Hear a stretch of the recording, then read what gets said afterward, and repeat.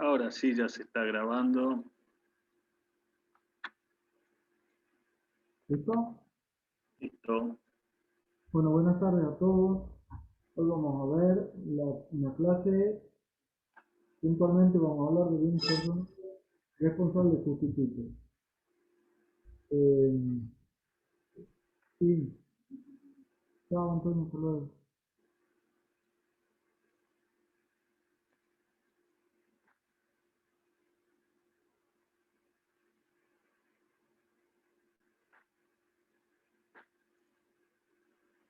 ¿No se ve, Joaquín? Ahora sí. Bueno, estamos dentro del impuesto sobre los bienes personales y vamos a ver dos grupos de responsables sustitutos. Antes de entrar en el tema puntual del impuesto, recordemos, cuando Villegas se refiere a sujetos pasivos, ¿m? Recordemos, traigamos todo lo que conocemos de este tema de derecho tributario, ¿m? Y él habla de contribuyentes, responsables sustitutos y responsables solidarios. Pero acá lo importante es que nos fijemos en responsables sustitutos. Y responsable sustituto dice que es aquel que es ajeno al acaecimiento del hecho imponible, pero que por disposición legal ocupa el lugar del destinatario legal tributario, desplazándolo de la relación jurídica tributaria. El sustituto responde en lugar de. Y vamos a ver que esto es importante cuando nos metamos en un tema que ha sido controvertido y sigue siéndolo, y hay fallos y antecedentes a nivel de Corte Suprema de Justicia de México. Eh,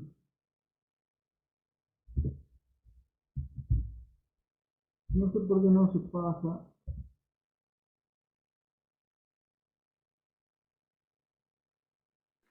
Hace clic y después con la flechita, Sí, creo. cuando está en modo presentación, para pasar hay que hacerle un clic. Acá. ¿Cuál va a ser el contenido de la clase de hoy? Hay dos grupos de responsables sustitutos dentro de bienes personales. Uno que se refiere, si lo resumimos, a acciones y participaciones, y otro que se refiere a bienes situados en el país, pertenecientes a sujetos radicados en el exterior, es decir, estamos hablando del artículo 17 de la ley, el inciso B. ¿Mm? ¿Qué aclaraciones vamos a hacer respecto al PowerPoint? Primero, respecto al contenido, siempre lo decimos, no es suficiente para superar una evaluación. ¿Mm? El contenido, ¿y por qué decimos esto? Porque si ustedes, una vez que lo tengan a este PowerPoint, que entre paréntesis debo, creo que algunos, Joaquín, tengan este PowerPoint y lo impriman, la lectura solo del PowerPoint no alcanza. ¿Cuál es la bibliografía? Este tema es, sobre todo en acciones y participaciones, es antiguo, es decir, que un libro más o menos actualizado lo tiene que tratar. Y después acá cito otra bibliografía que me parece importante, también voy a pedir que la pongan en la plataforma, respecto a la posibilidad o no de compensación. ¿Mm? Ya lo vamos a ver. Jurisprudencia también, le voy a pedir al encargado que la ponga en la plataforma, y es importante la jurisprudencia que vamos a citar, sobre todo respecto a la compensación. Este es un tema, todo lo que vamos a ver hoy, todo lo que vamos a ver hoy es un tema que solemos preguntar. ¿Mm? Vamos por favor al artículo 25 incorporado a continuación del 25 de la ley de impuestos sobre los bienes personales. Y acá entramos, hemos dicho que vamos a ver dos tipos de responsabilidad sustituta, entramos de cabeza en una. ¿Mm? Y esta es cuando nos referimos a acciones y participaciones. ¿Cuál es el tema? Ya vamos a ver después un caso práctico, pero para que ustedes entiendan en dónde estamos parados. Cualquier persona humana, cualquiera de ustedes, puede tener un auto, una casa, una cuenta bancaria, acciones, títulos, etcétera, etcétera, y cada uno de ellos es un bien, ¿sí?, para bienes personales, y si está alcanzado, la ley nos indica cómo evaluarlo.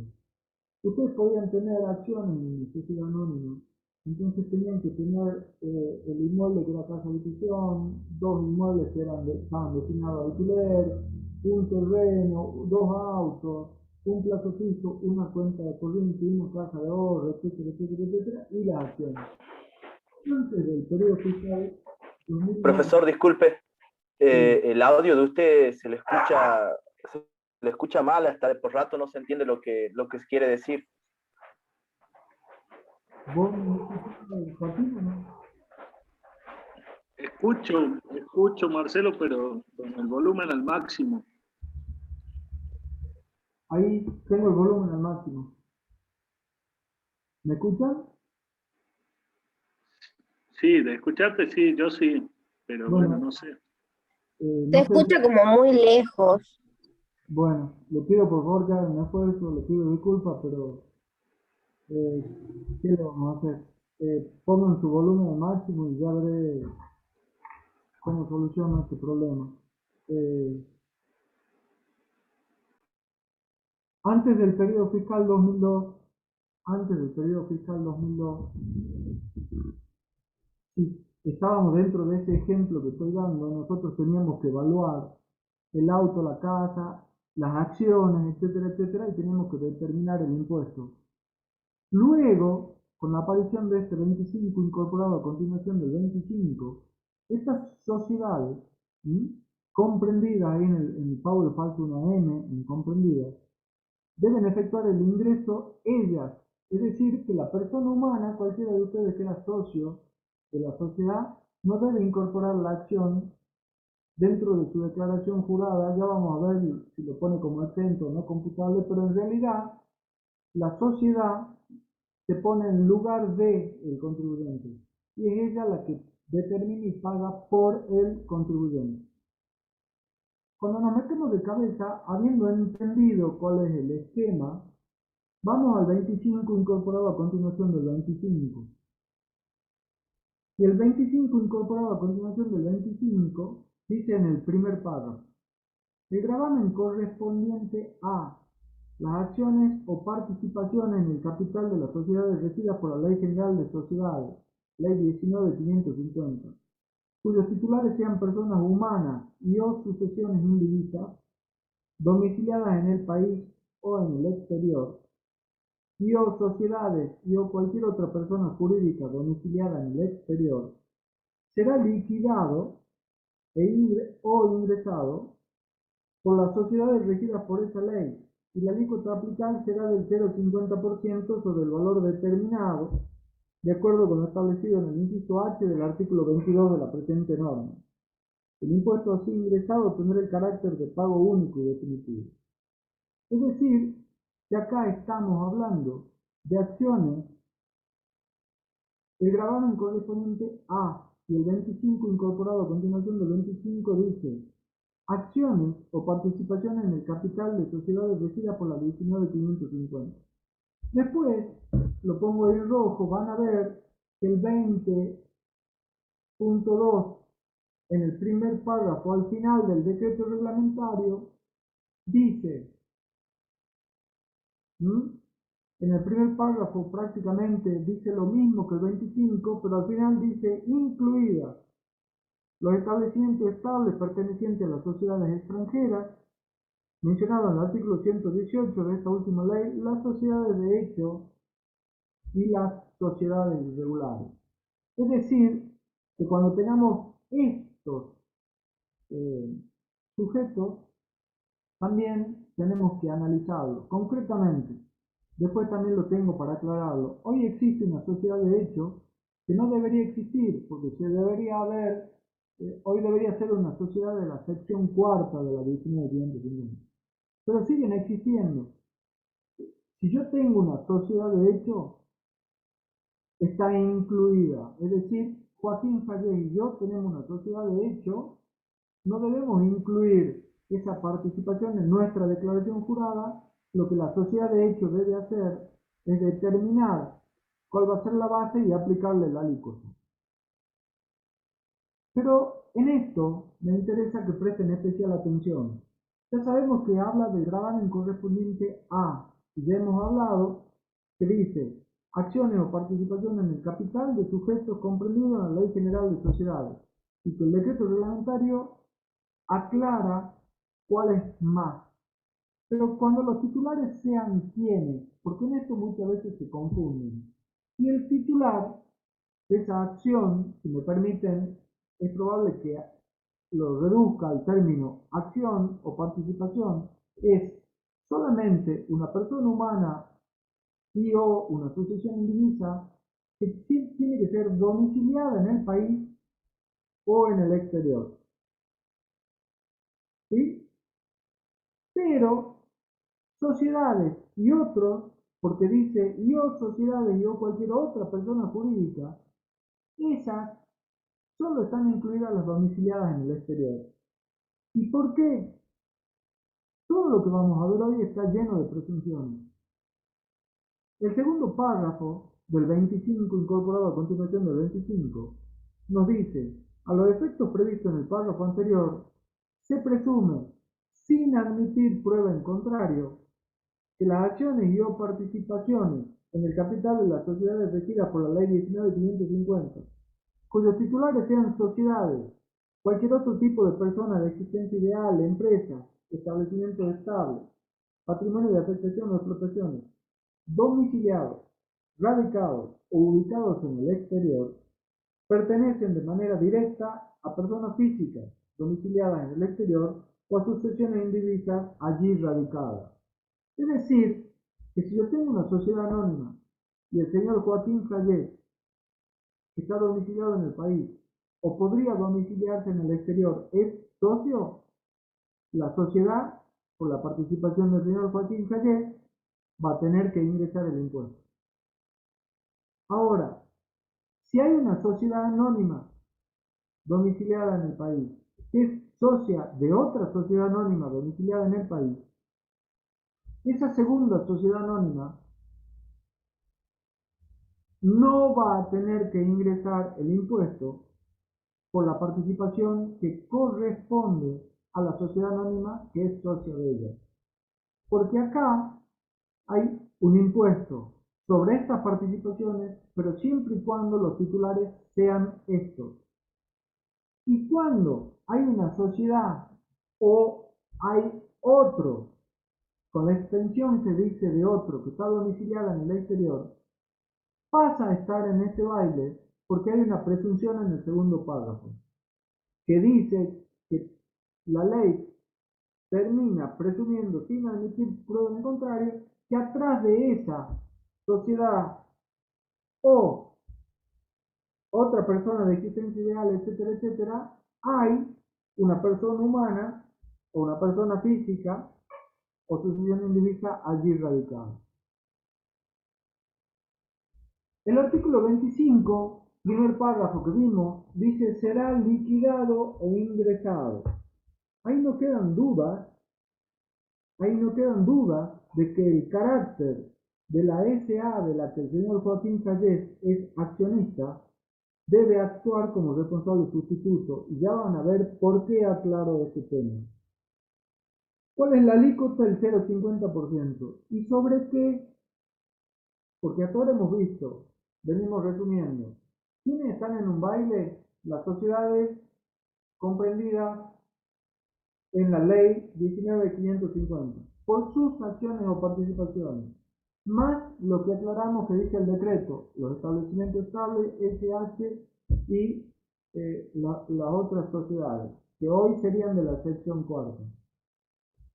Pero solo titulares de determinada característica, personas físicas que viven indivisa del país o del exterior, o los otros sujetos del exterior porque hay una presunción. Llegamos a la conclusión que el impuesto sobre los bienes personales lo tiene que ingresar la sociedad y esa es la alícuota. Pero ¿sobre qué? Vamos por favor al 20, incorporado al segundo, al 20.2 del decreto, segundo párrafo. Y el decreto dice, el citado gravamen se liquidará considerando el importe que surja de la diferencia entre activo y pasivo de la sociedad el 31 de diciembre del año respectivo. y aplicando la alícuota del 0,50% sobre el monto atribuible. Y acá es lógico, reitera por la duda, no hayan quedado dudas, a acciones y participaciones cuyos titulares sean lo que la ley quiere que sean. Persona física o sucesión indivisa domiciliada o radicada en el país o en el extranjero y o sociedades o cualquier otro tipo de persona domiciliado o ubicado en el exterior, en ese caso porque la ley tiene una presunción que normalmente puede encontrar. Es decir, acá tenemos un primer tema, porque nos dice diferencia entre activo y pasivo al 31 de diciembre. ¿Y qué pasa si la sociedad cierra en julio, agosto, junio, mayo o cualquier mes que no sea diciembre? Ahí, si bien se nos simplificó algo, pero se nos complicó si la sociedad no cierra exactamente en ese día. Entonces, respecto a sobre qué aplicamos la alícuota, quiero que le quede claro que es diferencia entre activo y pasivo al 31 de diciembre y que es solo el atribuible a los sujetos que están en el baile. Doy un ejemplo. Hay una sociedad anónima que la diferencia entre activo y pasivo es 100 pesos al 31 de diciembre. Si todos los socios fueran personas humanas domiciliadas en el país, por ejemplo, ella debiera ingresar el 0,50% sobre 100. Ahora, voy a otro ejemplo. Si de esa sociedad anónima es socia otra sociedad anónima domiciliada en el país al 50%, esta sociedad A, de la cual B es socia en un 50%, A, que antes tenía que hacer 100 por 0,50, ahora tiene que hacer 50 por 0,50. ¿Por qué? Porque hay una porción de la cual no es titular los titulares que dice la ley. Ahora, ¿qué pasa siguiendo esta línea cuando hay aporte? El tercer párrafo del 20.2, mejor lo digo así, si no va a ser un trabalengua, dice: cuando el patrimonio neto de la sociedad al cierre del ejercicio, considerado para la liquidación del impuesto, contenga aportes de capital, incluidos los irrevocables, para la futura integración de acciones, los mismos deberán detraerse de la base imponible definida precedentemente en el monto que corresponda a titulares de acciones o participaciones que no resulten comprendidos en la liquidación del gravamen. ¿Qué quiere decir esto? Exactamente lo que les acabo de decir. Si hubieran aportes, supongamos, yo activo menos pasivo, voy al ejemplo de hace un rato, 100 pesos. Pero de esos 100 pesos, ustedes saben que cuando hay un aporte va al patrimonio neto, a la cuenta específica. Si de esos 100 pesos hay un aporte, incluidos los irrevocables, de una sociedad anónima, ese aporte de la sociedad anónima no va a formar parte del patrimonio neto. ¿Por qué? Porque la sociedad anónima no está dentro de los titulares que quiere la ley. ¿Vamos hasta ahí? ¿Qué pasa? Dije que el segundo párrafo nos daba una solución, diferencia entre activo y pasivo, al 31 de diciembre. ¿Qué pasa si hay una fecha de cierre distinta? Porque yo voy a tener, ya vamos a ver, que después la jurisprudencia dijo que es la diferencia entre activo y pasivo contable. Y ahí se planteó un problema cuando, desde el punto de vista impositivo, no existía el ajuste por inflación, pero desde el punto de vista contable sí.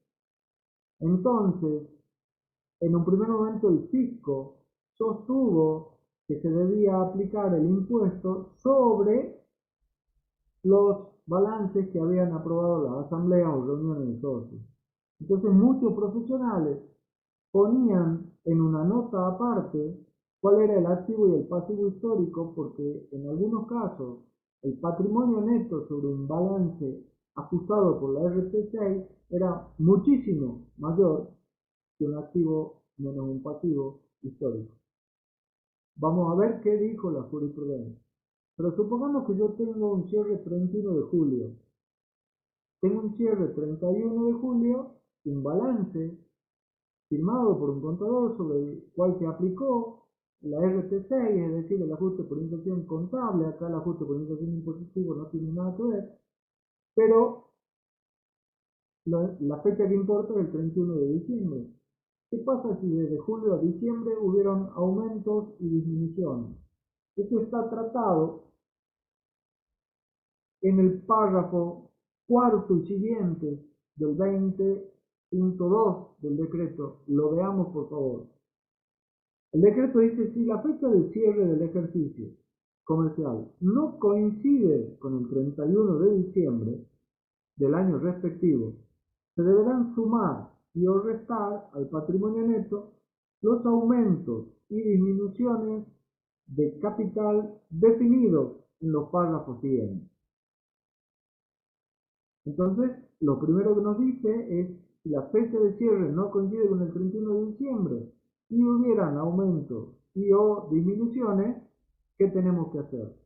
Respecto de los aumentos de capital a que se refiere el tercer párrafo del inciso H del artículo 22 de la ley, son aquellos originados en la integración de acciones o aportes de capital, lo cual es lógico porque yo puedo haber cerrado un balance al 31 de julio,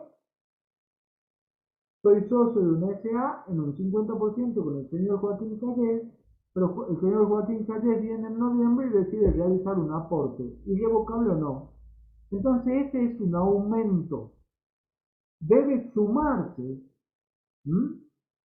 porque nos dice el decreto: aumentos son aquellos originados en la integración de acciones o aportes, incluidos los irrevocables para la futura integración de acciones o aumentos de capital verificados entre la fecha de cierre y el 31 de diciembre.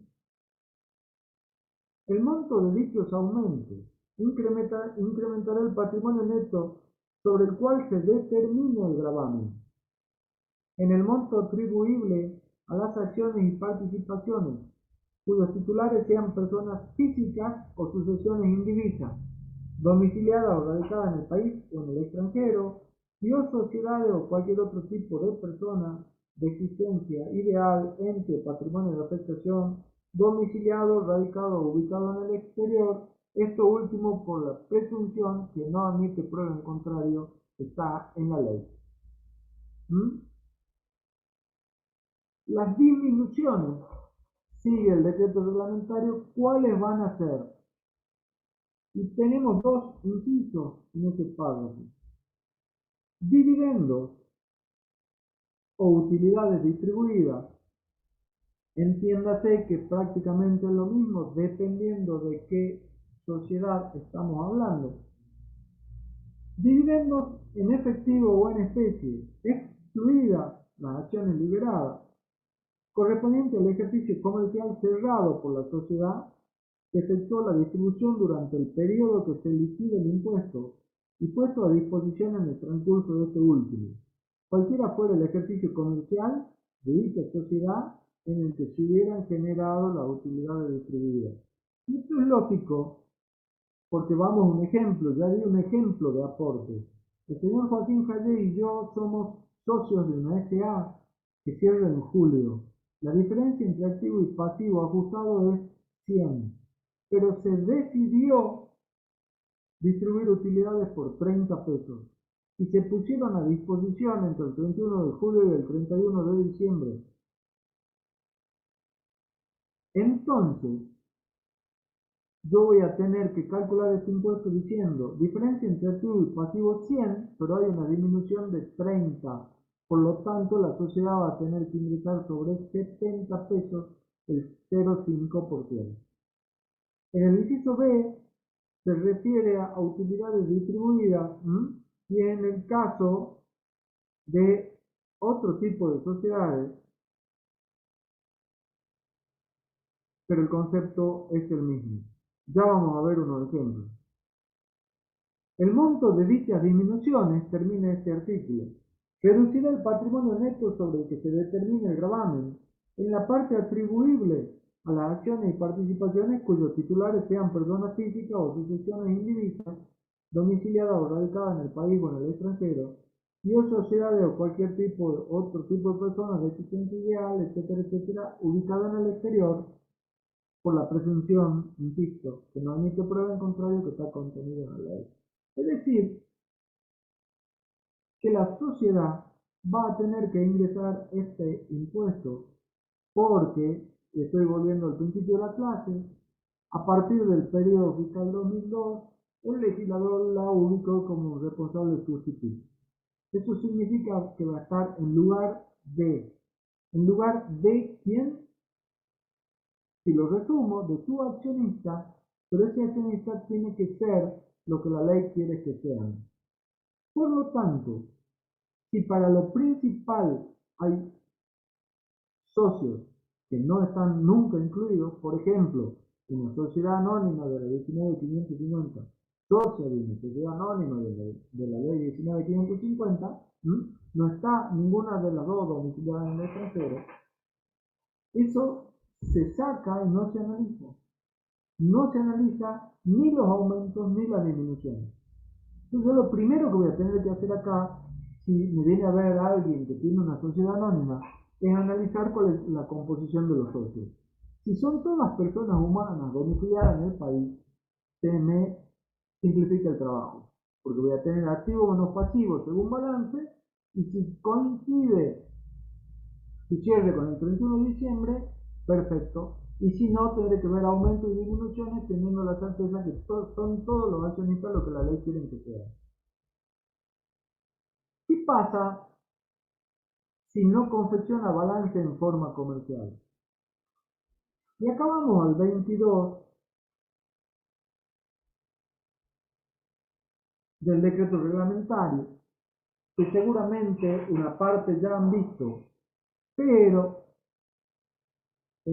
yo suelo dividirlo en dos y pintarlo con distintos colores. ¿Por qué? Porque el 22, y esto no quiero que se confundan, se refiere a dos casos distintos. Lo veamos, por favor. Dice, el capital, activo menos pasivo, que debe considerarse a los efectos de determinar la titularidad. Ese determinar la titularidad es para un caso. Este primer párrafo es complicado de entenderlo. Se refiere, mata dos pájaros de un tiro. Por eso es que yo les pido que presten atención. El capital activo menos pasivo, que debe considerarse a los efectos de determinar la titularidad o, en su caso, el pago único y definitivo, que es este caso del 25.1, correspondiente a empresas o explotaciones unipersonales y sociedades a las que se refieren los artículos 20 y segundo agregado sin número a continuación del 20 de este reglamento, que no lleven registraciones que les permita confeccionar balance en forma comercial, se determinará valuando el activo, de acuerdo con las disposiciones establecidas en el artículo 4 de la Ley de Impuesto a la Ganancia Mínima Presunta, sin computar la reducción prevista en el cuarto párrafo del inciso B del mencionado artículo. A lo mismo efecto, el pasivo deberá considerarse conformado por inciso A, deudas, provisiones, etc. Inciso B, los importes correspondientes a beneficios cobrados por adelantado, etc. Pero a mí me interesa el primer párrafo, porque el primer párrafo se refiere a cuando una empresa unipersonal no lleva contabilidad o a una, por ejemplo, sociedad de hecho que no lleva contabilidad. Pero ¿cuál es la diferencia? Que la empresa unipersonal no está incluida en el 25 incorporado a continuación del 25. La empresa unipersonal tiene que ser tratada en este impuesto como si fuera un bien más del sujeto. Es decir, que yo cuando empecé la clase les dije, cualquiera de ustedes puede tener una casa, 2 departamentos, un auto, un plazo fijo, una cuenta, etc. Y una empresa unipersonal. Entonces, cuando ustedes hagan la declaración, van a tener inmuebles, automóviles, depósitos en banco, efectivo y la empresa unipersonal. Pero ¿cuál es la diferencia?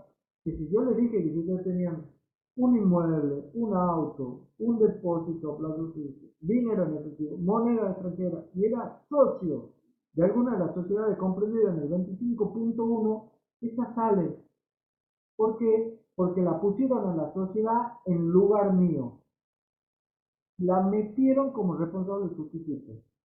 Pero en esta norma trata cómo evaluar los dos casos del ejemplo en donde uno es un bien más y el otro está metido en el 25.1. Si ustedes quieren, yo les leo remarcando dónde se abren las aguas. Lo leo primero para que ustedes distingan o marquen o se acuerden cuando se refiere, por ejemplo, a una unipersonal. Si lo abriéramos, si yo lo tuviera, que lamentablemente no lo hice, lo pego en Word y lo desguazo al artículo, quedaría así. Para una empresa unipersonal, por ejemplo, el capital activo menos pasivo, que debe considerarse a los efectos de determinar la titularidad correspondiente a las empresas o explotaciones unipersonales y sociedades a que se refieren los artículos 20, que no lleven registraciones que le permitan confeccionar el balance de forma comercial, se determinará evaluando el activo, bla, bla, bla.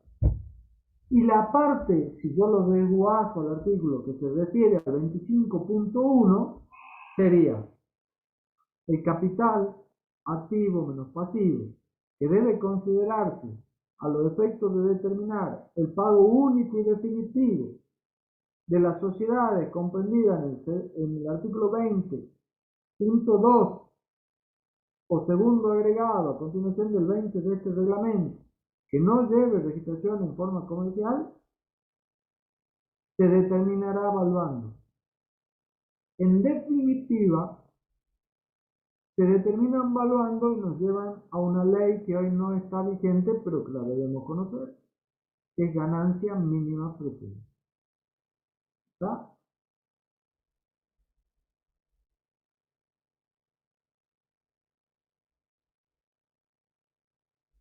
¿Cuál es el carácter de este pago?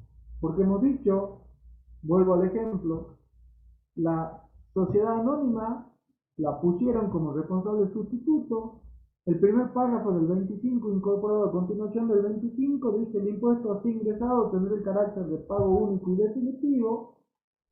Y el 20.2, primer párrafo, dice carácter de pago único y definitivo. ¿Qué significa eso? Que cuando la sociedad pague, es decir, cumpla con su responsabilidad sustituta, el accionista queda liberado. ¿Se entiende?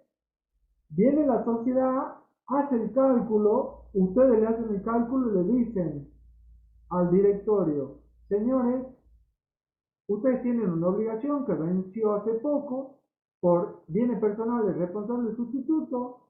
Todos los años les tenemos que explicar lo mismo a los directores, porque no entienden por qué es esto. Y más en una época de malaria como la que tenemos, venimos y le decimos: tiene que ingresar 1.200.000 pesos. ¿De qué? Bueno, le explicamos que esto, que es por los accionistas, el culpable es este Joaquín Taller, el control Cesta y otros que son socios, pero no es que lo pagan dos veces.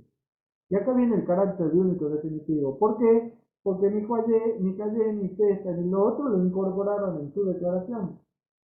Entonces, la sociedad paga por, la ponen en lugar de.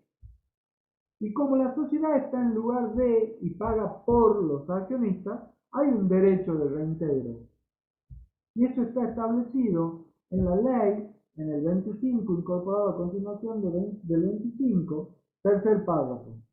Las sociedades responsables del ingreso del gravamen, a que se refiere el primer párrafo de este artículo, tendrán derecho a reintegrarse el importe abonado, incluso reteniendo y o ejecutando directamente los bienes que dieron origen al pago. Es decir, que la sociedad, después de haber pagado, lo puede llamar al señor Joaquín y decirle: venga Joaquín, venga, yo pagué por su participación 400.000 pesos. ¿Cómo me lo va a devolver? O le puede decir: señor Joaquín, usted tiene dividendo a disposición por justo 400.000. Entonces firme este papel y tome este papel. En consecuencia, en vez de pagarle el dividendo, le pague el impuesto. Y eso también lo dice del derecho a reintegro, habla el 20.3 del decreto. En el 20.3 ya vamos a ver un ejemplo, porque dice: a los fines de ejercer el derecho a reintegro del importe abonado, las sociedades responsables del ingreso del gravamen deberán considerar la situación particular de cada uno de los titulares de las acciones o participaciones que resultaron comprendidos en la liquidación del impuesto, a los efectos de determinar la proporción del mismo que corresponde atribuirle al 31 de diciembre del año respectivo. ¿Por qué? Porque no puedo decir: si yo aboné 100 pesos y con el señor Joaquín Callé somos socios 50 y 50, que de esos 100, 50 de Joaquín y 50 es mío. Eso puede ser verdad, pero puede no ser verdad si para ese cálculo hay mayores aportes hechos por el señor Joaquín Callé que por mí.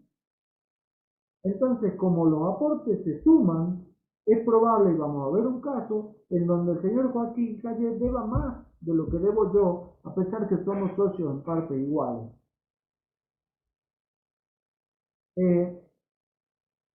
Este derecho al reintegro, ojalá tengamos tiempo de poder profundizar el planteo que hizo el fisco. Ya vamos a ver cuando decimos si se puede compensar.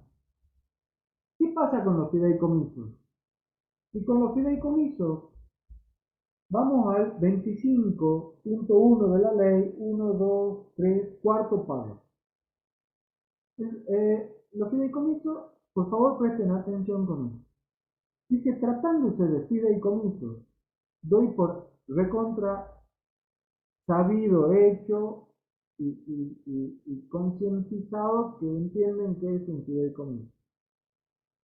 Tratándose de fideicomisos no mencionados en el inciso I del 22, si vamos al 22 de la ley, vamos a ver que el inciso I habla de los fideicomisos financieros.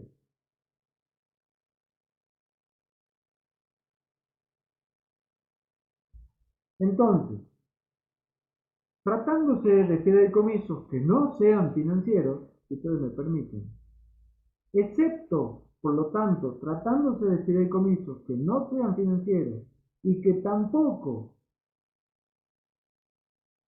son cuando el fiduciante es el Estado nacional, provincial, municipal o ciudad autónoma de Buenos Aires, o aquellos se encuentren destinados, tampoco los que se encuentren destinados al desarrollo de obras de infraestructura que constituyen un objetivo prioritario de interés del Estado nacional, el gravamen será liquidado. Entonces, primera conclusión: esos fideicomisos, con todos los no que dijimos, están en el 25.1.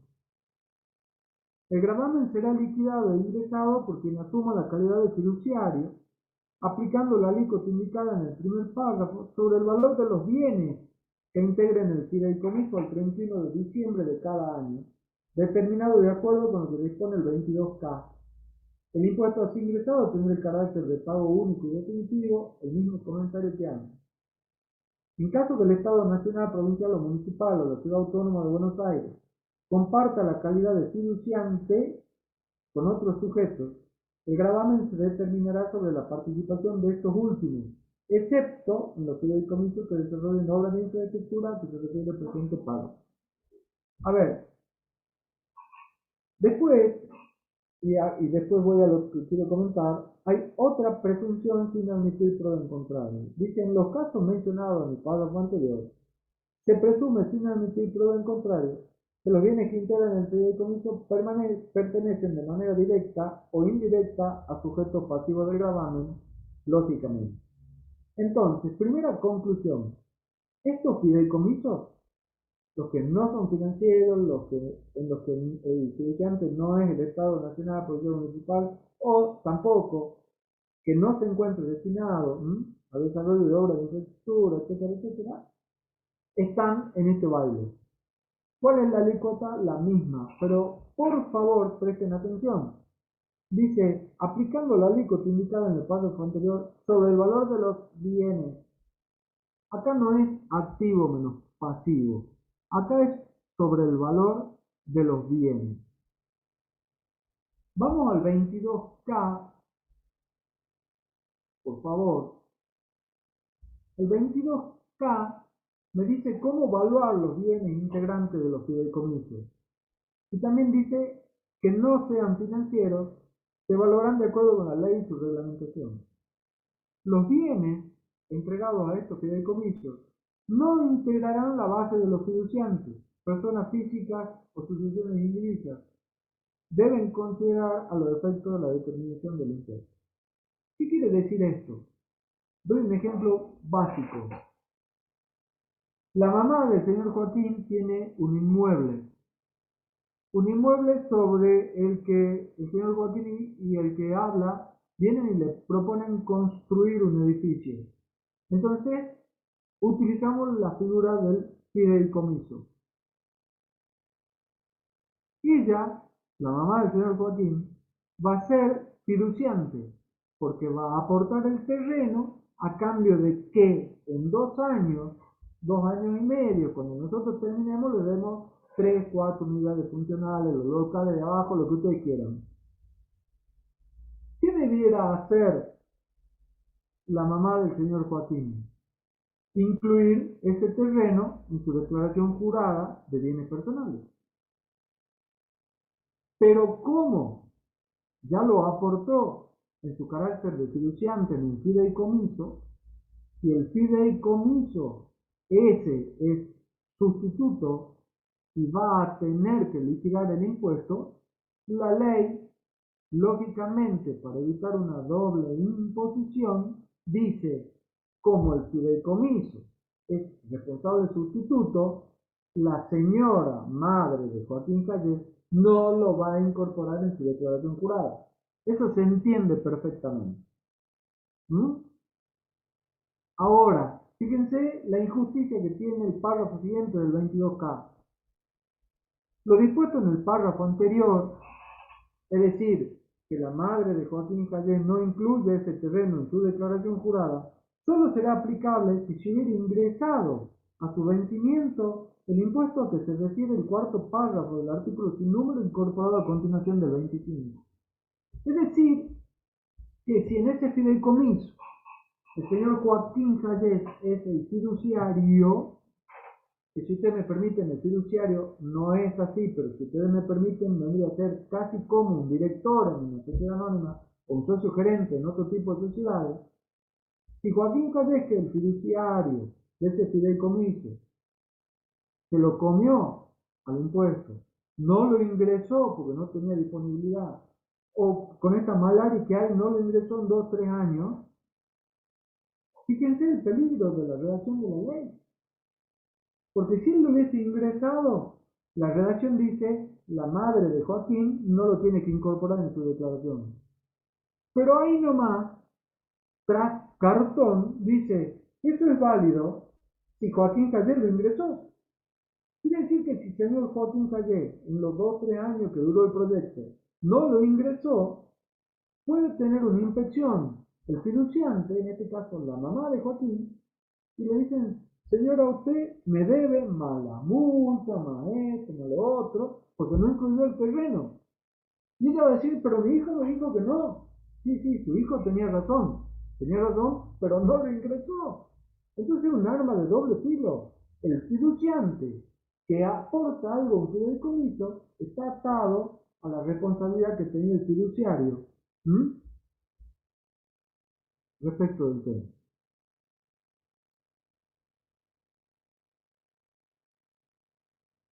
Vamos al 28 incorporado a continuación del 28 del decreto reglamentario.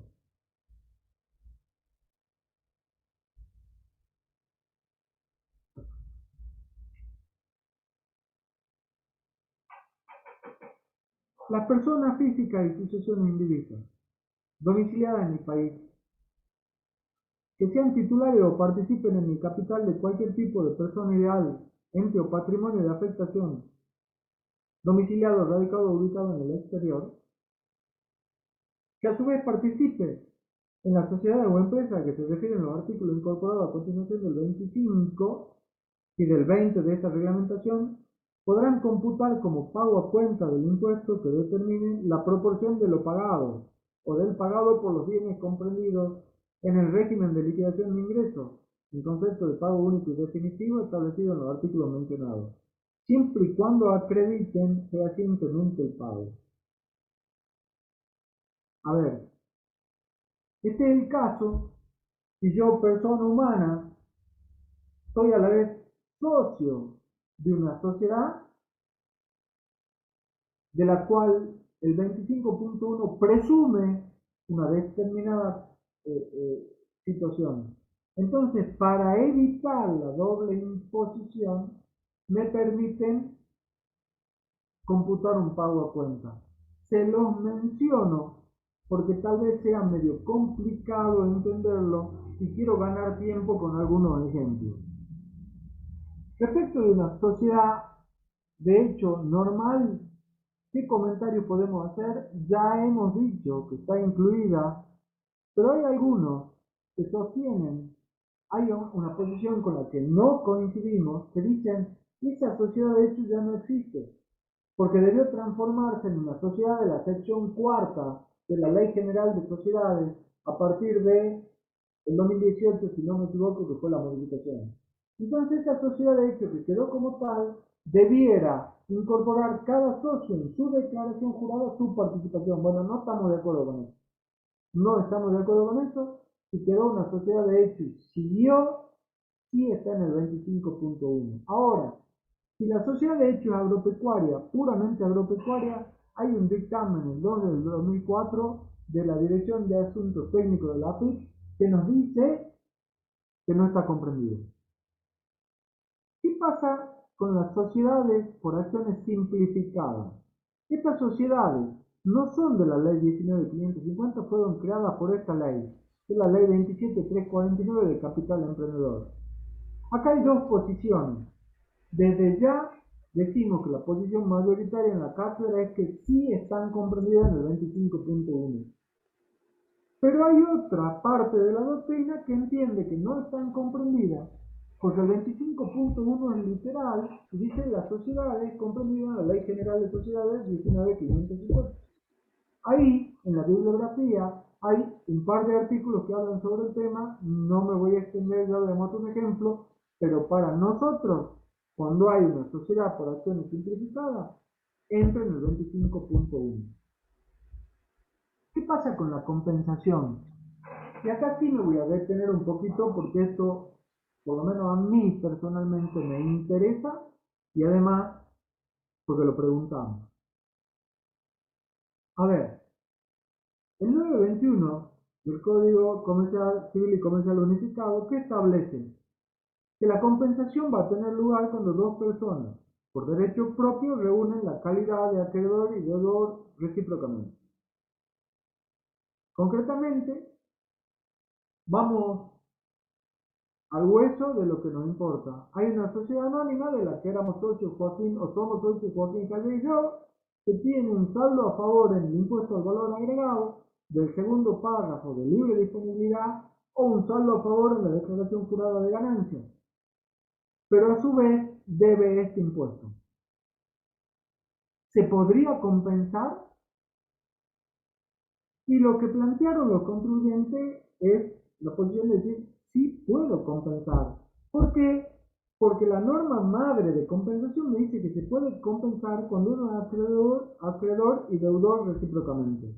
Entonces, si yo tengo saldo a favor en ganancias, el impuesto al valor agregado, soy acreedor del fisco y porque me pusieron en lugar de los socios Joaquín Calle y Marcelo Testa, Yo, sociedad anónima, soy deudor de bienes personales y responsable sustituto. ¿Eh? Y se puede compensar desde el momento en que tanto la calidad de deudor y acreedor comenzaron a coexistir. Pero ¿qué es lo que pasó acá? Hay muchos fallos, pero voy solo a lo que tiene la Corte. En rectificaciones Rivadavia se planteó el problema, porque fue previo a la incorporación de la figura de responsable sustituto en la 1183, y ustedes saben, aquellos que trabajan o tienen alguna actividad vinculada con la profesión, que desde una época a esta parte se puede hacer lo que antes los aplicativos de la FIP, hoy la web, la página de la FIP y el día de mañana no sé qué, pero en definitiva se puede hacer lo que al fisco se le cante la gana. Y perdónenme la expresión. Es decir, que nosotros decimos, en teoría todo esto está fantástico, pero cuando nosotros queríamos presentar el formulario que en aquella época salía de un aplicativo y me decía, su saldo a favor viene de y va a, cuando decía va a, no estaba bienes personales responsables sustituto, es decir, no lo podíamos hacer. Entonces, ¿cuáles fueron las soluciones de la empresa? O hacer un planteo previo, o pagarlo e ir por repetición. Lo medular acá es que el fisco se sentaba en la posición de decir, la sociedad anónima tiene un saldo a favor de impuesto a la ganancia y un saldo a favor de libre disponibilidad en el IVA. Pero no puede, la posición del fisco, no puede compensar bienes personales porque no reúne, en ese caso, la calidad de deudor y acreedor. Porque bienes personales es responsable por los socios. Y no entendía que era en lugar de los socios. No era por, sino en lugar de. Y cuando uno pasa a formar parte o es responsable sustituto, lo es en lugar de, es lo primero que vimos en la clase. Otra cuestión que decía el fisco es, tiene derecho al reintegro.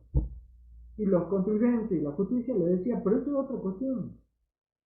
Eso es otro tema. Ver cómo ella se cobra lo que pagó en lugar de los socios es otra cuestión.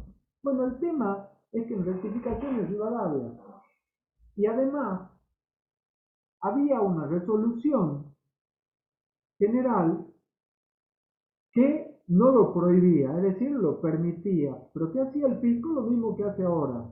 Cuando uno lo quiere hacer, yo lo quise hacer ayer, antes de ayer, que entras a la cuenta tributaria, vos ves tu saldo a favor en ganancia y coincide con lo que vos tenés en papel de trabajo, pero cuando vas a qué lo querés aplicar, no te aparece nunca este bienes personales responsables.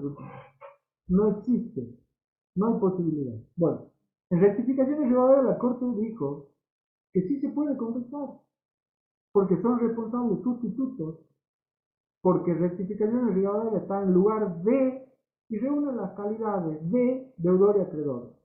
¿Y qué hizo el fisco? A veces vemos circunstancias o situaciones y le decimos, esta norma vino a responder un fallo y cuando es razonable decimos, está perfecto.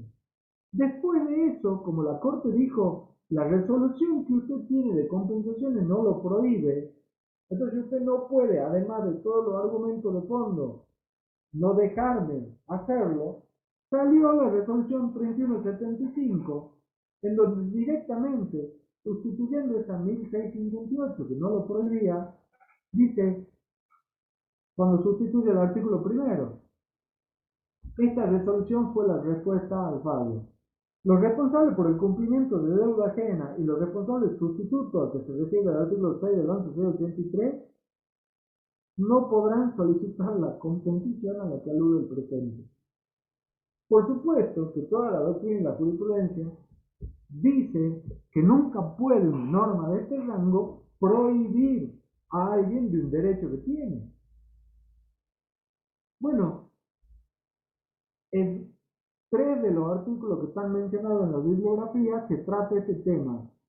¿Y cómo será la cuestión que rectificaciones Rivadavia del 2011 y hoy tiene IRSA y Fresud, dictamen de la Procuradora del Tesoro, esperando en el mismo sentido de rectificación de Rivadavia, esperando ver qué resuelve la Corte. Fíjense cómo el tema del gasto de dinero, esfuerzo, tiempo, etcétera, etcétera. ¿Cuál es el patrimonio neto? Ya hice algún comentario sobre esto. ¿Es el ajustado por inflación? Bueno, en estos fallos se dijo que sí, ¿eh? Que en el primer fallo del año 2006 se dijo que son activos y pasivos ajustados según el RT6, y en el segundo fallo del 2007 se confirmó la multa. ¿Por qué? Porque esa sociedad anónima había calculado el impuesto sobre el balance histórico y no ajustado por inflación. Voy a mostrar un caso de aplicación práctica. Fíjense esto, este caso lo dieron los chicos ya y lo estamos dando mañana y pasado en el Consejo Profesional. Concretamente, Perdón, Marcelo, sí, perdón. Mañana lo vamos a empezar a desarrollar a este caso. bueno, por eso mañana lo empezamos a desarrollar. Este sujeto es una persona humana que tiene, ¿cómo se llama? Roberto Sancho, tiene renta de primera, renta de segunda, renta de cuarta, bla, bla, bla. Acá un dato es que tiene una participación en una sociedad anónima. Y tenemos todos estos datos. Y después también nos dice que tiene una participación en una sociedad por acciones simplificadas. Fíjense la solución. Esto es bienes personales, ¿sí? Y acá tenemos la descripción de todos los bienes. En la columna de bienes exentos o no computables o responsables sustitutos ponemos las acciones de autobús sociedad anónima. Es lo primero que les dije. ¿Qué consecuencia práctica tiene esta norma? Que este señor Roberto Sancho, en este caso, tiene que poner en otra columna, no en donde liquide el impuesto. ¿Por qué? Porque sobre esos 900.000 pesos tiene que liquidar e ingresar autobús, sociedad anónima, con carácter de pago único y definitivo. Y acá está el otro tema de la sociedad por acciones simplificada, el mismo tratamiento para nosotros. ¿Está bien? Vamos a este caso. ¿Se ve, Joaquín? Ahora no. ¿No se ve? Ahora no estás compartiendo.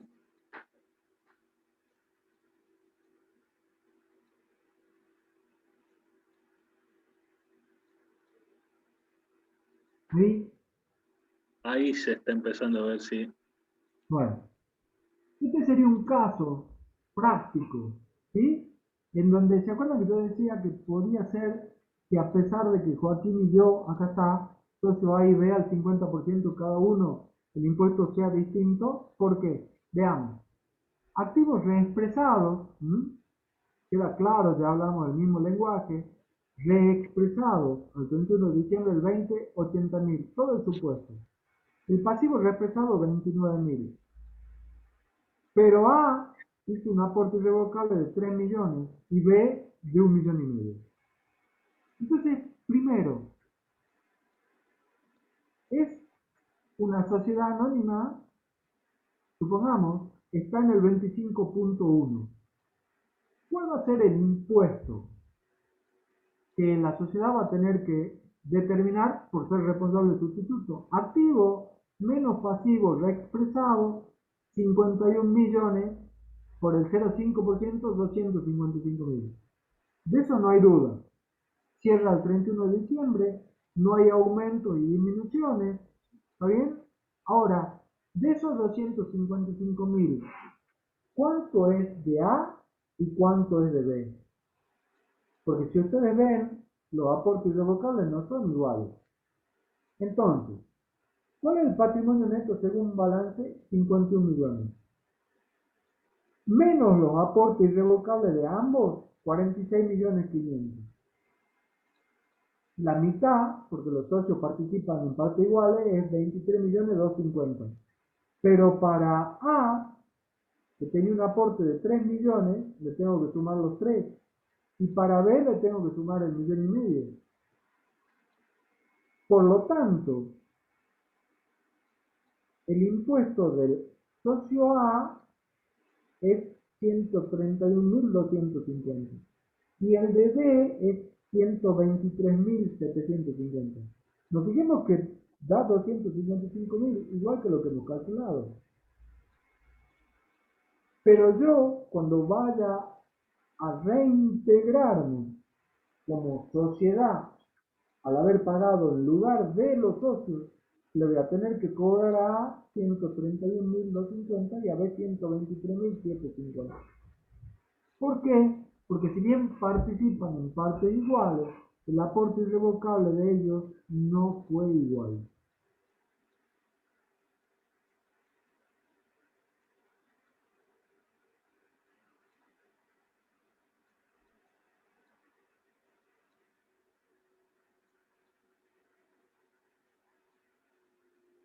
A ver, ¿qué hemos visto hasta acá? Y después hacemos un corte de 5 minutos. Hemos dicho que íbamos a ver dos casos en donde la ley de impuestos sobre los bienes personales me obliga a actuar como responsable social. Este es el primero. A los dos los preguntamos. De este primero, cuando hablamos generalmente de acciones y participaciones. Pero cuando hablamos generalmente de acciones y participaciones, tenemos que saber, hay varias cosas. Acciones y participaciones dónde, porque no es en todo lado, y acciones y participaciones de quién, porque tampoco es de cualquiera. Di un ejemplo, una sociedad anónima que es socia de otra sociedad anónima no está metida en el baile por esa porción. ¿Por qué? Porque el titular de la participación tiene que ser lo que dice el 25.1 primer párrafo.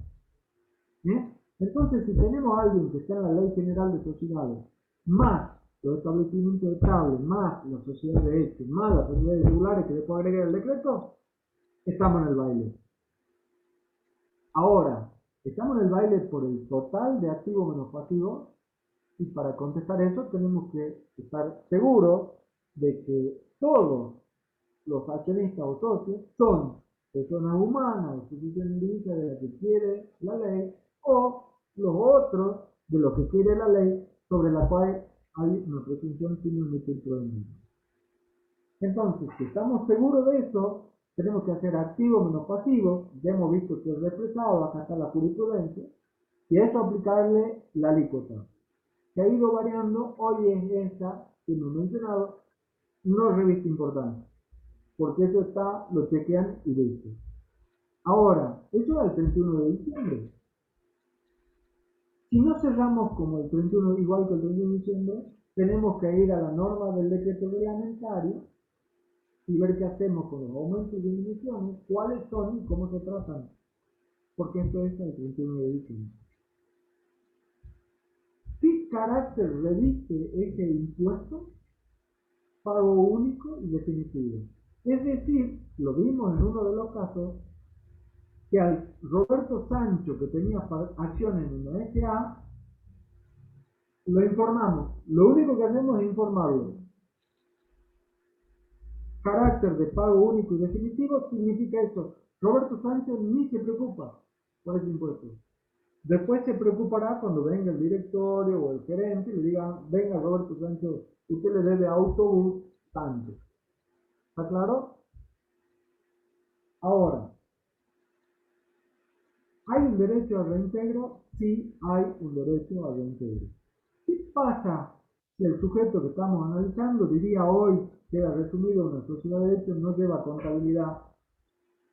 Si no lleva contabilidad que le permita confeccionar balance en forma comercial, Es decir, desde donde nosotros podamos sacar el activo y pasivo reexpresado y tomar el patrimonio neto, y si son todos socios personas humanas, por ejemplo, domiciliadas en el país aplicable la alícuota, que sería lo facilísimo, en el caso de este SH que no lleva contabilidad, vamos a esa norma del decreto en donde también les dice que prevé otra situación, concretamente la del impuesto unipersonal, y me dice que vaya a mínima presunta, por lo tanto tengo que conocer mínima presunta. Y después, básicamente, habiendo recibido eso, está el tema del fideicomiso, que puede ser un poco más complicado, acuérdense del ejemplo que les di, sobre todo que va sobre los bienes, no sobre activo y pasivo. La SH hemos hecho el comentario, la agropecuaria, acuérdense, sociedades por acciones simplificadas, lo dije y lo vimos en el ejemplo, y también preguntamos este tema de la compensación. ¿Y cuál es el caso? Una sociedad anónima que tiene un saldo a favor de su declaración de impuesto a la ganancia, y luego venimos nosotros y le decimos por bienes personales responsables de sustitutos, determinado es 1.000.000 de pesos. Podrías compensarlo, ¿y por qué no? Y porque hay un capricho. Porque la Corte dijo que sí. Y ahora hay dos dictámenes. Hay muchos fallos de esto, solo menciono lo de la Corte, y el Cicresur, donde la procuradora Laura Monti dijo lo mismo que dijo en rectificaciones de horario. Pero el fisco, con rectificaciones de horario, en vez de decir, señores, me lo dijo la Corte, lo que hizo es cambiar la resolución y por resolución decir, no se puede. ¿Está claro? Nos tomamos unos minutitos y vamos al 26. Joaquín. Bueno, Marcelo. Son 7 y 10. Bueno, a la y cuarto volvemos. Perfecto. ¿No? Vamos a pausar la grabación. Gracias. Bueno, recordemos, cuando vimos sujeto en esta ley, el artículo 17 me decía que eran sujetos y teníamos el inciso A y el inciso B. El inciso B nos dice que son sujetos la persona física domiciliada en el exterior y las sucesiones indivisas radicadas en el mismo, es decir, en el exterior, por los bienes situados en el país. Ahora, la pregunta que nos tenemos que hacer para entender por qué está esta sustitución es cómo hacemos para cobrarles a esos sujetos o hacer que esos sujetos que están en el exterior determinen el impuesto. Entonces es necesario poner a alguien en lugar de. ¿Bien? El artículo 26 de la ley es el que básicamente establece esta cuestión. Y el 26, primer párrafo, dice: los contribuyentes del impuesto a la ganancia mínima presunta. Por lo tanto, vamos a tener que ir, cuando digo vamos a tener que ir, iba a decir, les digo a ustedes que vayan, pero vamos por un segundo, porque tengo la duda de si les digo a ustedes que vayan, si van a ir o no. Entonces vamos a buscar la ley de ganancia mínima presunta.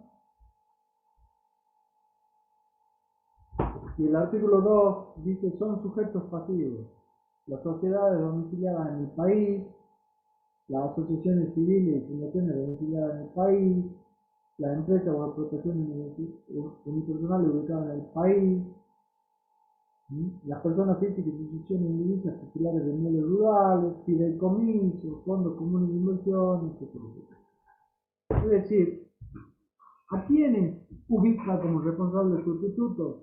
Los contribuyentes del impuesto a la ganancia mínima presunta, las sucesiones indivisas radicadas en el país y toda otra persona de existencia visible o ideal domiciliada en el país. Esos van a ser responsables sustitutos. Pero ¿cuál es la condición que pone el 26 primer párrafo? Que tenga, es decir, cualquiera de ellos, que tenga el condominio, posesión, uso, goce, disposición, depósito, tenencia, custodia, administración o guarda.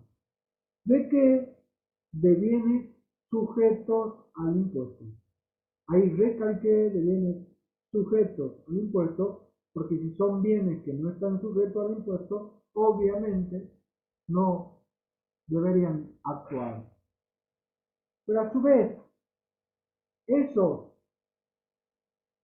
contribuyentes de ganancia mínima presunta, una sucesión indivisa o toda otra persona domiciliada en el país, que tenga el condominio, uso, goce, etcétera, de bienes sujetos en el país, pero ¿de quién?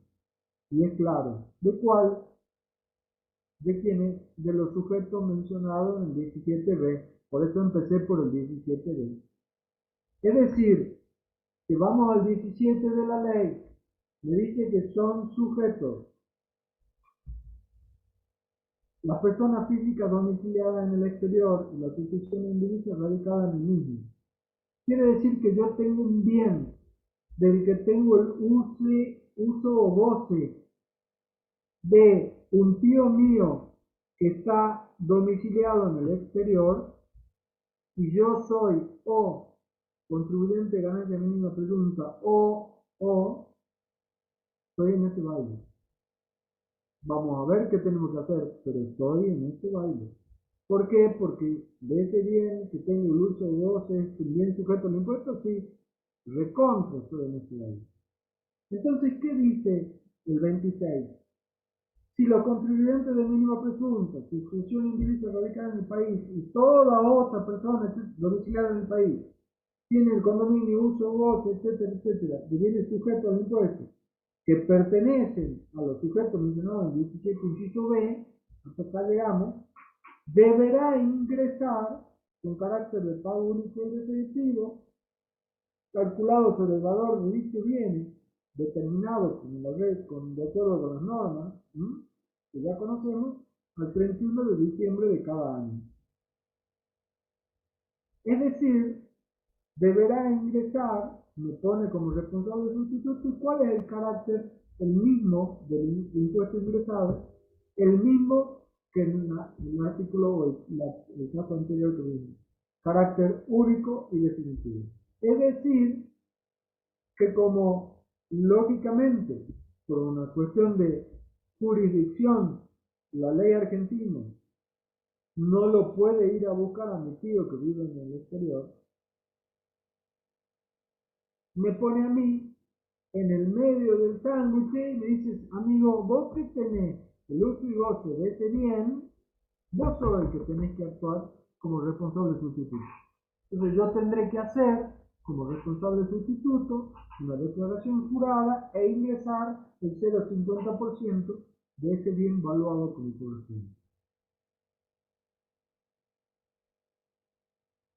¿Qué pasa con los inmuebles? El segundo párrafo dice, cuando se trate de inmuebles ubicados en el país, inexplotados o destinados a locación, recreo o veraneo, cuya titularidad directa corresponda a sociedades. Fíjense que ya nos fuimos, porque el 17b habla de sociedades, no, dice personas físicas o sucesiones individuales. Personas físicas y sucesiones individuales domiciliadas o radicadas en el exterior. Pero acá, el 26 segundo párrafo dice, si se trata de inmuebles ubicados en el país, inexplotados o destinados a locación, recreo o veraneo, cuya titularidad directa corresponda a sociedades, empresas, establecimientos estables, patrimonio de afectación o explotación, domiciliado o en su caso radicado o ubicado en el exterior, y ahí si no leo lo que sigue, digo, pero ¿por qué? Si la sociedad no está en el 17.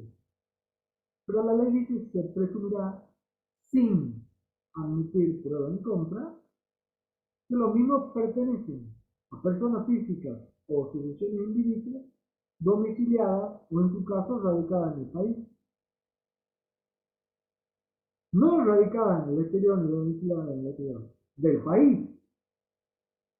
No obstante, en realidad no dice no obstante, dice sin perjuicio, de lo cual deberá aplicarse en estos casos el régimen de ingreso de impuestos previsto en el párrafo anterior. Entonces, en el primer párrafo, ¿por qué? Porque son bienes del 17, de los sujetos que están en el 17 inciso D. ¿Está claro? Acá, si se trata de inmuebles con esas características, y la titularidad directa me dice que es de sociedad, etcétera, etcétera, la norma presume, sin admitir prueba en contra, que son personas humanas o sucesiones indivisas del país.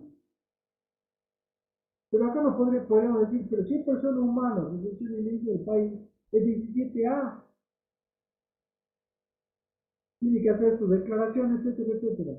Bueno, ahí la ley dice, sin perjuicio de ello, se aplica lo previsto en el párrafo anterior. ¿Qué pasa en los terceros, o en el tercer, cuarto y quinto párrafo del 26? El 26, tercer párrafo, dice, lo dispuesto en el primer párrafo no será de aplicación para los bienes que se detallan a continuación. Es decir, que para estos bienes, si yo o los sujetos mencionados en el primer párrafo tienen el uso, goce, disposición, etcétera, no deben actuar como responsables de justicia. Los bienes son A, títulos, bonos y demás títulos, valores, emitidos por nación, provincia o municipalidad. B, obligaciones negociables previstas en la 23.576. C, acciones y participaciones en el capital de cualquier tipo de sociedad, incluida la empresa y explotaciones internacionales. D, las cuotas parte de fondos comunes de inversión. E, las cuotas sociales de cooperativas. Cada una de estas tiene su explicación. Por ejemplo, que los títulos, bonos y demás títulos emitidos por la nación, lógicamente, si yo hago que si pertenecen a un sujeto del 17B, alguien haga de responsable sustituto, se cae inmediatamente el atractivo para colocar deuda. ¿Estamos de acuerdo? Este es un ejemplo. Cuando vayan al libro, que sé que hoy después de la clase van a ir seguro, van a encontrar la respuesta a cada uno de estos. Acciones y participaciones en el capital de cualquier tipo de sociedad, ¿por qué no? Porque ya está el 25 incorporado a continuación del 25. Las cuotas sociales de la cooperativa, ¿por qué? Porque no se las quiere castigar a las cooperativas, ustedes saben, las cooperativas desde el punto de vista impositivo tienen un tratamiento puntual. Ahora, fíjense lo que dice el cuarto párrafo. Cuando la titularidad directa de los bienes indicados en el párrafo anterior, excepto lo comprendido en el inciso A, es decir, títulos, bonos, etc., y la acción y participación en el capital de sociedades regidas por la 19.550, corresponde a sociedades, cualquier otro tipo de persona de existencia ideal, empresa, establecimiento estable, patrimonio de afectación o explotación, domiciliado, o en su caso radicado o ubicado en el exterior, en países que no, ese no, yo lo subrayaría, apliquen regímenes de nominatividad de títulos de valores privados, se presumirá, sin admitir prueba en contrario, que los mismos pertenecen a personas físicas, de sucesión individuos domiciliados o radicados en el país, sin perjuicio de lo cual deberá aplicarse en estos casos el régimen de ingreso previsto en el primer párrafo del principio. A ver, esto es como un trabalengua, ¿no? Porque en el tercer párrafo me decía que yo no debía aplicar el primer párrafo, es decir, no debía actuar como responsable sustituto si los bienes eran estos, y este y enumeración. Entonces, concretamente, yo tengo los bienes enumerados en el tercer párrafo, no debo actuar, perdón, estoy analizando estos bienes enumerados en el tercer párrafo, no debo actuar conforme lo dice el primer párrafo.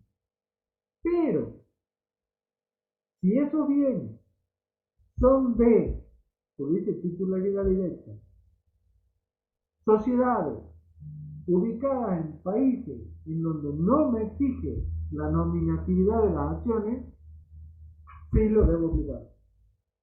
Porque de hace mucho esta parte hay una política internacional de castigar aquellos lugares que ustedes me permiten igual, similar a paraísos fiscales, donde no se identifican, no hay una nominatividad de los títulos valores.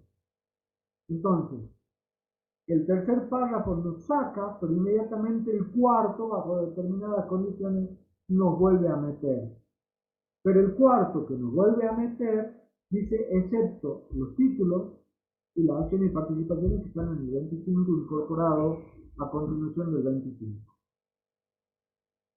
Ahora, el párrafo siguiente de la ley dice, la presunción establecida en el párrafo anterior,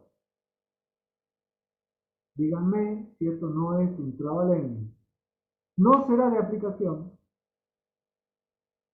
cuando los titulares directos a que se refiere el mismo sean compañías de seguro, fondos abiertos de inversión, fondos de pensión o entidades bancarias o financieras cuyas casas matrices estén constituidas o radicadas en países en los que sus bancos centrales o organismos equivalentes hayan adoptado los estándares internacionales de supervisión bancaria establecidos en el Comité de Bancos de Basilea. Es decir, que si la titularidad directa de los bienes pertenecía a y bajo las condiciones que el cuarto párrafo me volvía a meter, el quinto me lo vuelve a sacar si son compañías de seguro, fondos de inversión, fondos de pensión, entidades bancarias o financieras que están sujetas a los estándares que establece el Comité de Bancos de Basilea. El sexto párrafo del 26 establece un importe mínimo. No corresponderá efectuar el ingreso establecido en este artículo cuando su importe resulte igual o inferior a 250 pesos. Es decir, si hay un importe mínimo, yo voy a tener que ver si tengo, en el ejemplo que les di, el uso o goce de un determinado bien que pertenece a un tío mío que está radicado en el exterior y voy a tener que aplicar la ley. Si es inferior a ese mínimo, no tengo que hacer nada. Y si lo supera, tendré que presentar la declaración civil. Los párrafos siguientes del artículo 26 establecen que sigue al que les acabo de leer un derecho al reintegro, lo cual es lógico, dice los responsables obligados al ingreso de gravamen tendrán derecho a reintegrarse del impuesto abonado, incluso reteniendo y o ejecutando directamente los bienes que dieron origen al pago. No sé qué fuerza tiene una norma impositiva para habilitarme a ejecutar directamente bienes. Me parece que muy poca. Nos meteremos en otra cuestión. El párrafo que sigue habla de la reglamentación, lo paso, y voy a este párrafo, ojo con esto. La alícuota establecida en el primer párrafo se incrementará en un 100%. Ojo con esto. Para aquellos bienes que encuadren en las presunciones previstas en este artículo.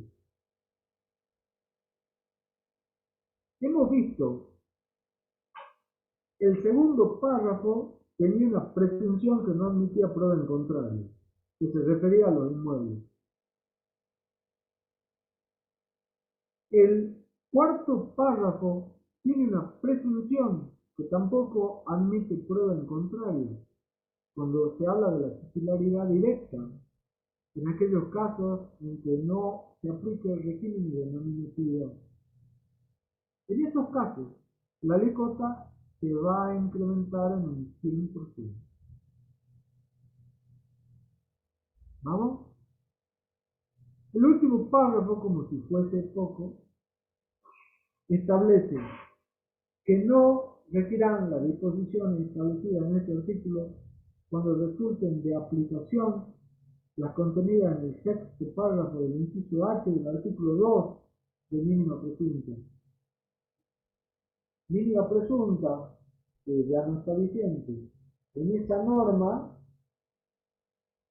en esta parte, tenía decía, en su caso, las personas de existencia visible o ideal domiciliadas en el país, la empresa o explotación unipersonal ubicada en el país, o las sucesiones allí radicadas que tengan el condominio, posesión, uso, goce, disposición, depósito, tenencia, custodia, administración o guarda de bienes que constituyan establecimiento estable de acuerdo con las disposiciones de este inciso, deberán actuar como responsables sustitutos del gravamen. Entonces acá yo le pido que en este último párrafo, solo desde el punto de vista, digamos, intelectual, existe. ¿Y por qué? ¿Cuál era la razón? Porque ya en mínima presunta había una disposición legal que me ubicaba a mí como responsable sustituto en determinados casos. Entonces no voy a ser sustituto en ganancia y a la vez sustituto en bienes personales. ¿Se entiende? Hoy, este último párrafo, como esto que acabo de leerle de mínima presunta ya no existe, no tendría vigencia. Entonces vamos a ver. ¿Qué hemos dicho hasta acá? Hasta acá tenemos, para empezar, cuando empezamos a ver este impuesto, cuando hablamos de sujetos, hemos dicho que hay dos tipos de sujetos, porque el 17 dice A y B. En el A, personas físicas domiciliadas en el país, sucesiones indivisas radicadas en el mismo, es decir, en el país, por los bienes situados en el país y en el exterior. Ahora el B dice las personas físicas domiciliadas en el exterior y sucesiones indivisas radicadas en el exterior por los bienes del país. Ahora, ¿por qué surge esto? Si le encontramos la lógica, decimos, ¿cómo hacemos para agarrarlo al señor Joaquín Callé, que hace 20 años que fue a vivir a Estados Unidos y tiene un montón de propiedades en el país? ¿Ustedes creen que la República Argentina puede alcanzar un sujeto que no está nunca acá en el país? Le puede decir, señor Joaquín, presente nuevo de declaración jurada, Joaquín Callé va a estar sentado en un bar en Nueva York, tomándose una cerveza, porque ya hizo una diferencia increíble de acá a 20 años, y va a decir, ¿sabe qué fisco argentino? Ya lo voy a presentar a la declaración jurada. No, lo que van a hacer es engancharlo a su papá o a su hermano. ¿Por qué? Porque ellos están dentro de estos contribuyentes, que van a tener el uso o goce de los bienes que van a pertenecer a él. Entonces, como no lo pueden agarrar a él, esta es la lógica, tal vez el ejemplo no sea el mejor, pero como no lo pueden agarrar a él, meten a alguien en el medio que está en lugar de el señor que no puede venir o no tiene facultad de jurisdicción para presentar su declaración.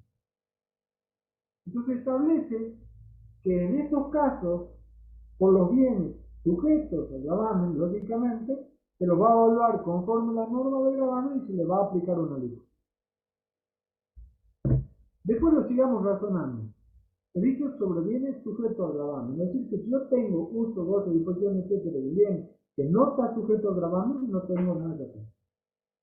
Después, sacan otros bienes. Si ustedes se acuerdan y dicen, a ver, si vivo en un país que necesita fondearse endeudándose, esto no es nuevo. Lo que estamos viendo hoy, yo ya lo viví un montón de veces. Entonces, si yo tengo que emitir títulos para que alguien de afuera crea que es una buena inversión y que yo le voy a pagar, pero además le cobro un impuesto, imagínense ustedes. Entonces esa sería la explicación de por qué, a pesar de que esto está, hay algunos bienes que salen. Pero después el párrafo siguiente lo vuelve a meter si la titularidad es de una sociedad que está ubicada en un lugar donde no es obligatorio el régimen de normatividad de gestión. Pero después lo vuelven a sacar si ese sujeto es una compañía financiera, una entidad de seguro, etcétera, etcétera, que está sujeto a los estándares de Basilea.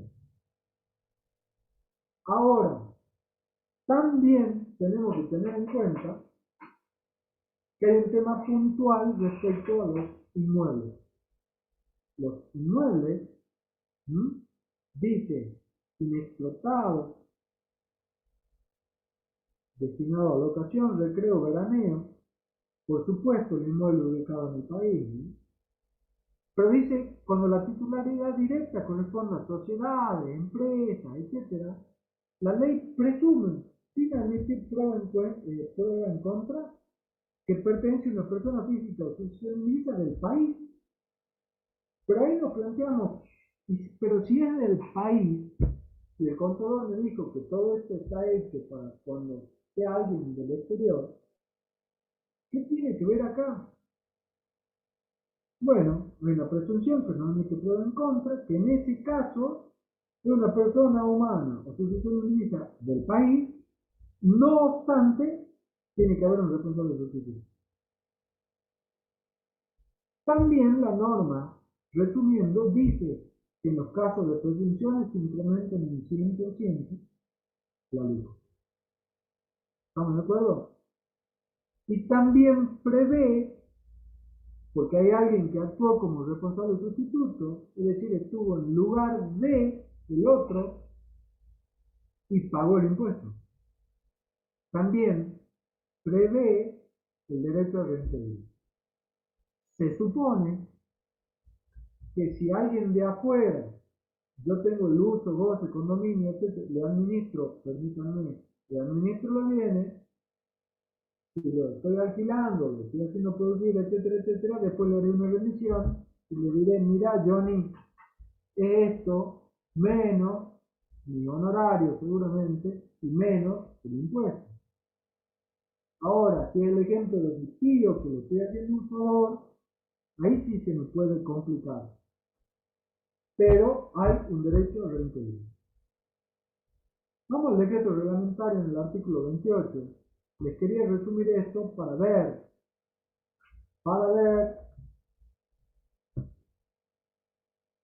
si el 28 del decreto lo entendemos o es un poco más fácil.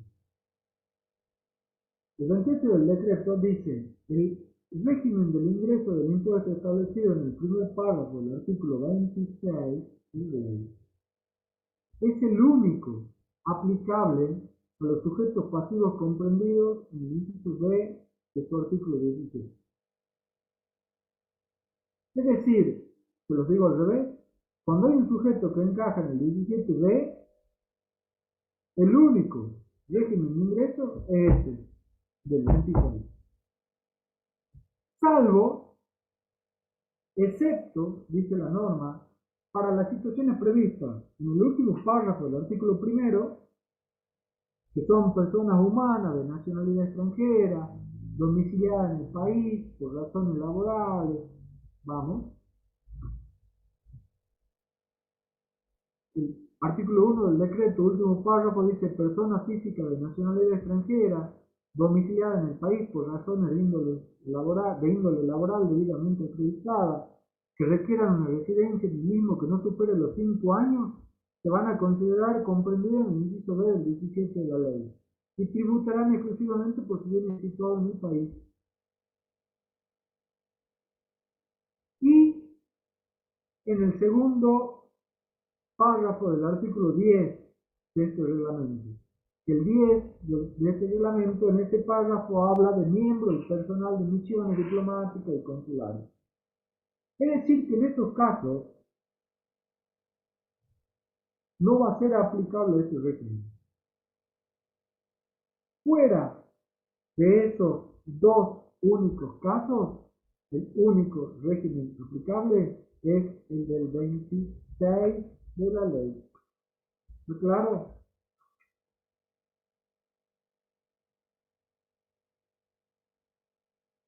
Recuerden, seguramente lo habrán visto, ahora lo traigo a colación.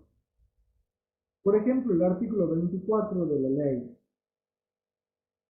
El artículo 24 de la ley, para que vean una diferencia, dice: no estarán alcanzados por el impuesto los bienes grabados, excepto los comprendidos en el artículo sin número incorporado a continuación del 25, que ya sabemos a qué se refiere, perteneciente a los sujetos indicados en el inciso A del 17. Quiere decir que cuando nosotros estemos en el baile del 26 y tengamos que hacer una declaración jurada como responsable sustituto, esto que acabo de leer no les es aplicable, entre otras cuestiones. Vamos al 28 incorporado a continuación del 28. El 28 incorporado a continuación del 28 se los menciono para que lo sepan porque es complicado y preferiría dedicar el poquito tiempo que nos queda a otra cuestión. El 28 incorporado a continuación del 28 establece un pago a cuenta que creo que ya lo vimos. Pero acá, en realidad, ya lo voy a corregir, me quería referir al 29 del decreto reglamentario. El 29 del decreto reglamentario establece los casos en que no resulta de aplicación la presunción que incrementa el 100%. ¿Se acuerdan? Vamos al 26 de la ley. ¿Se acuerdan el penúltimo párrafo del 26 de la ley? Que decía que en los casos, la alícuota establecida en el primer párrafo se incrementará en un 100% para aquellos bienes que encuadran en las presunciones previstas en este artículo. Yo ahí, si quieren, les pondría una llave, o como ustedes quieran, ojo, decreto reglamentario, artículo 29. Por ejemplo, el primer párrafo del 29 dice: la presunción establecida en el cuarto párrafo del artículo 26 no es aplicable a los títulos privados, representativos de deuda con oferta pública autorizada por la Comisión Nacional de Valores, etcétera, etcétera, y que se negocien en bolsas o mercados de valores del país o del exterior, ni a títulos valores emitidos por la nación, provincia. No sigo, porque me parece que lo fundamental de esta clase es entender este segundo caso de responsabilidad sustituta. Pero ese primer párrafo del 29 que le acabo de leer sigue la misma lógica de lo que dice ya. Es decir, si hay un título emitido por la nación y le sería aplicable el incremento del 100% de la alícuota, ¿qué atractivo va a tener ese título? Redondeo la clase de hoy.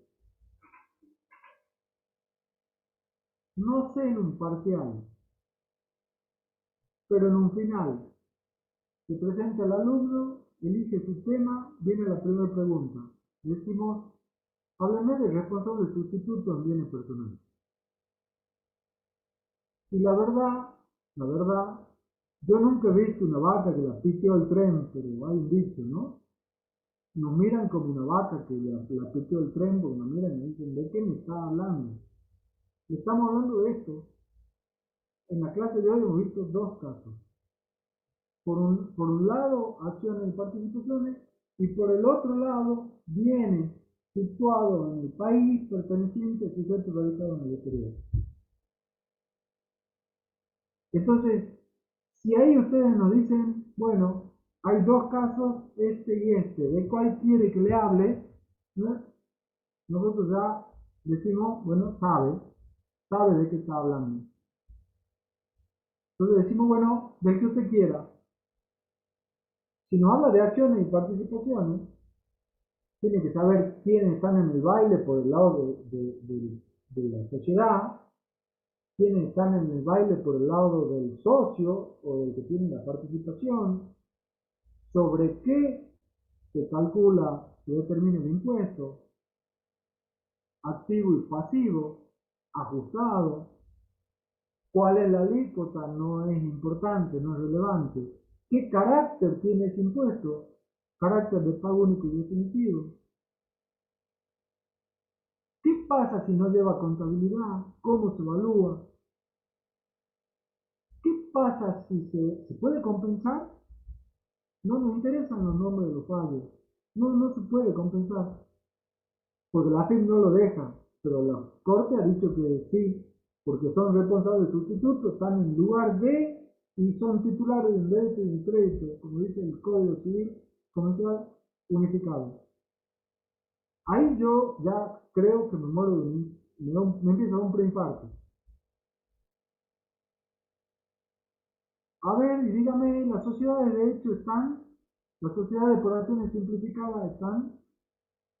¿Qué ha dicho la jurisprudencia? ¿Es el activo y el pasivo respetado o son los históricos?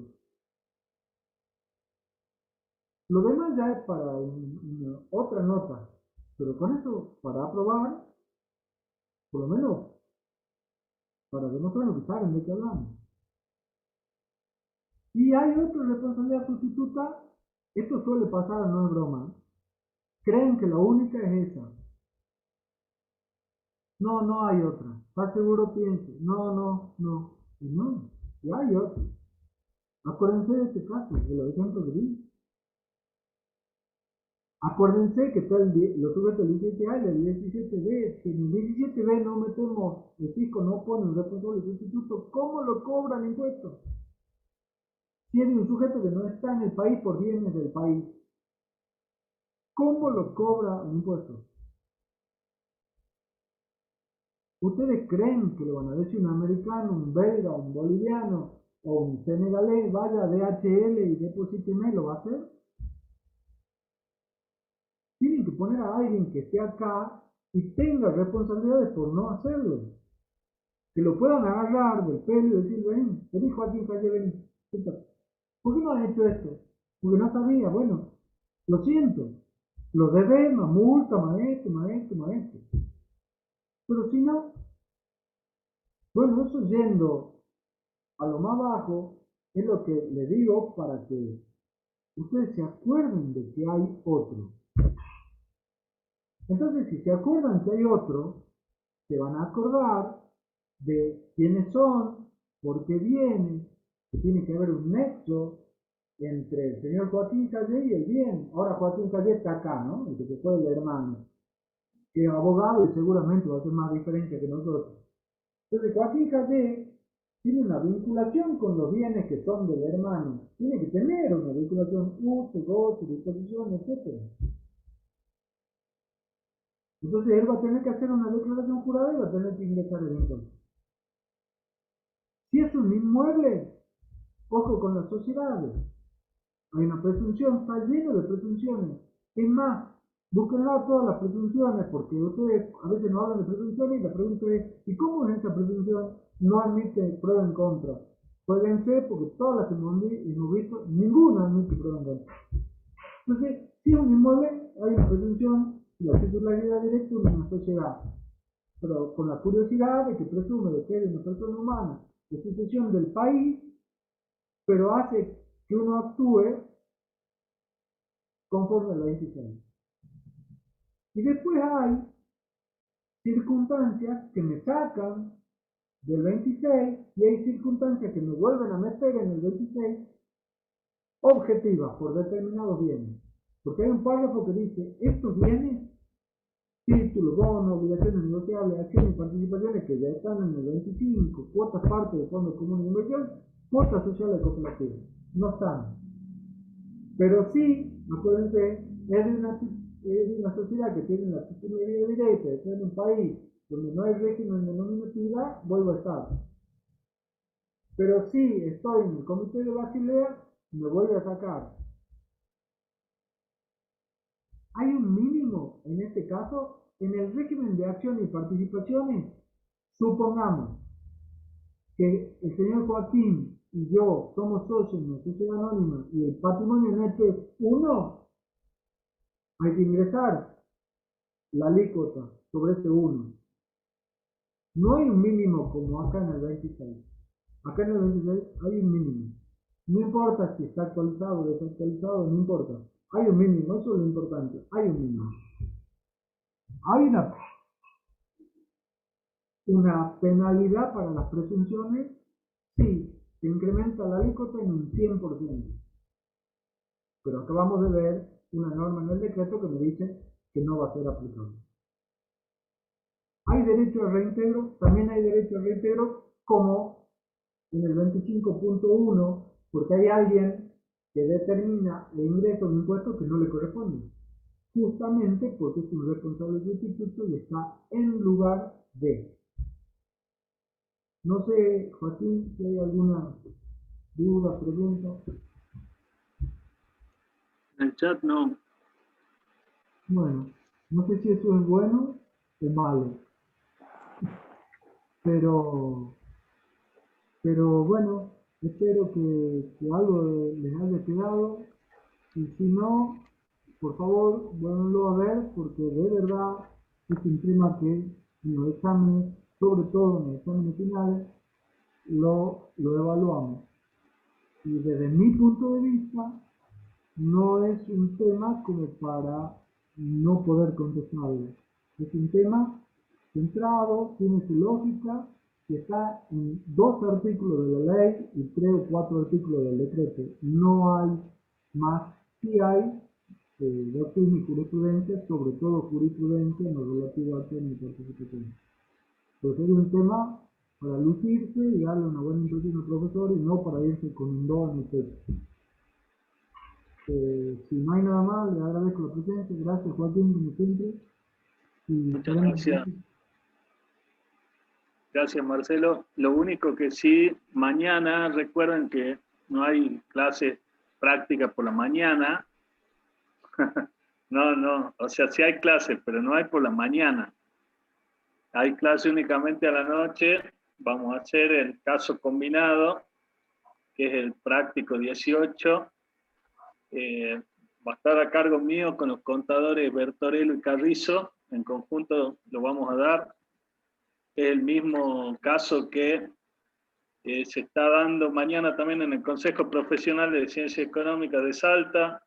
Tuve el gusto de verlo porque se dio también en Tucumán y estuvo el contador Testa, estuvo la contadora Ewes y la contadora Campastro, que estuvieron dando ese curso.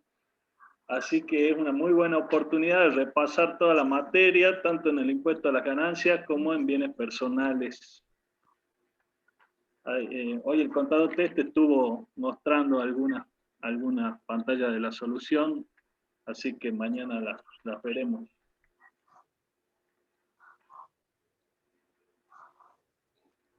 Eso era nomás, Marcelo. Gracias. Bueno, muchas gracias a todos.